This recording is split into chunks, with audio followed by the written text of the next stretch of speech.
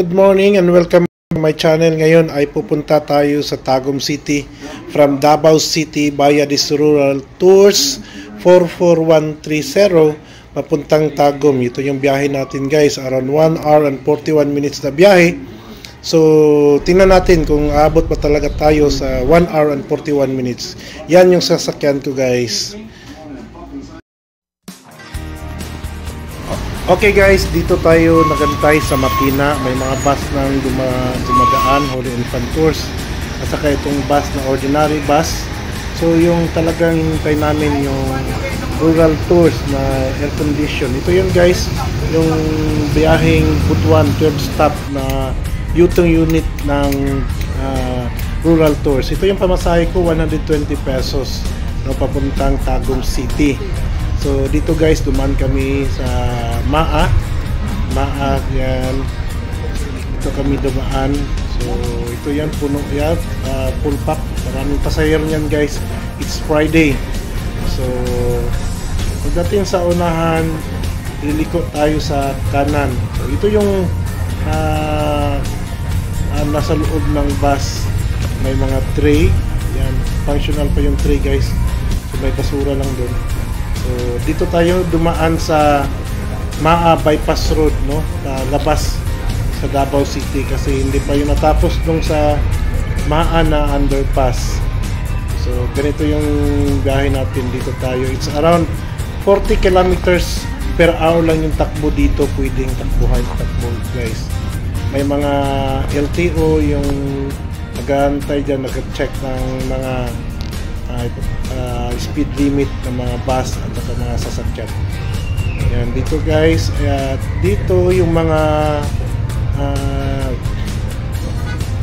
maglalaro ng mga soccer, no? Soccer field, yung mga clubs dyan guys. So pagdating natin sa unahan, liliko na naman tayo sa kanan kasi sa main road na tayo guys na daan. So dito guys, 60 kilometers na sa main road na tayo. 60 kilometers na yung takbo. Pwede na. Doon lang sa kanina hindi pa. So dito tayo sa dumating na tayo sa Buhangin underpass. So ganon guys.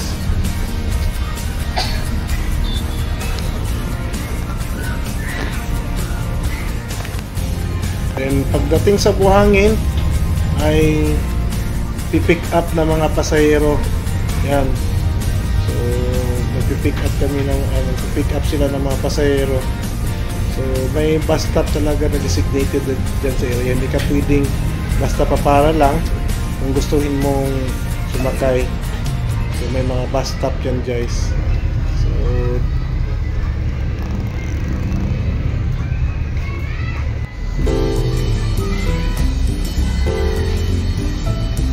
pagdating guys, coincidence, may kasamahan ako sa trabaho na nakasakay ko yan guys, yung dalawang mag-asawa. And shout out to Ma'am Chungson and to Sir Toto Chungson. So nagbabaybay, biyahe na tayo guys.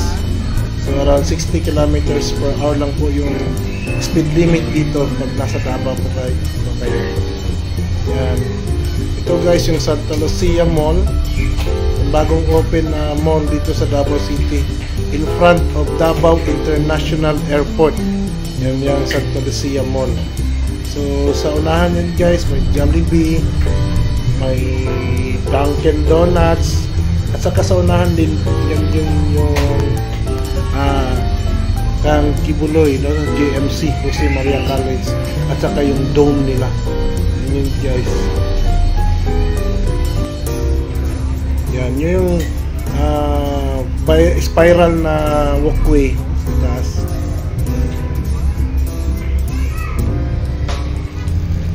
So dahan na tayo guys. Around sa Panakan pa tayo. Yan, lumiko tayo pa left. Then, kasi going toward Panabo City and Tagum City. Ito na guys yung sa Panakan bus stop. May mga pasahero rin pinipick up dito.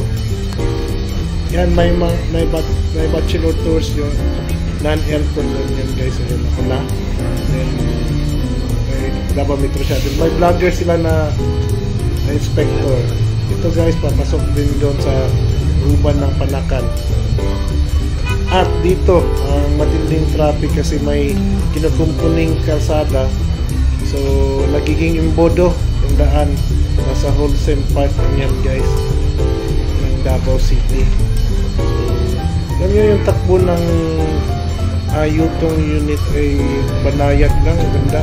Yung suspension niya guys. Yan, dito na tayo. Dito na tayo sa Panakan or sa Tibungko. Ayan.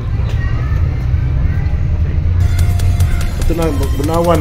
Nasa Bunawan, Davao City, hindi po Bunawan ng Agusan del Sur. Yan, dito guys, hindi pa masyadong traffic. So, gandahan lang yung takbo ng bus. Nasa lasang at na-overtikan tayo ng isang Davao Metro Shuttle. Pero bababa rin dyan ng mga pasahero. Okay guys, dito yung sa lasang isang boundary ng Panabo City at saka Davao City. So pag lampas natin sa tulay ay area na ng Tagum City or Panabo City. Ano guys? Yan yung Panabo City Hall at saka Panabo Sports Complex din yan.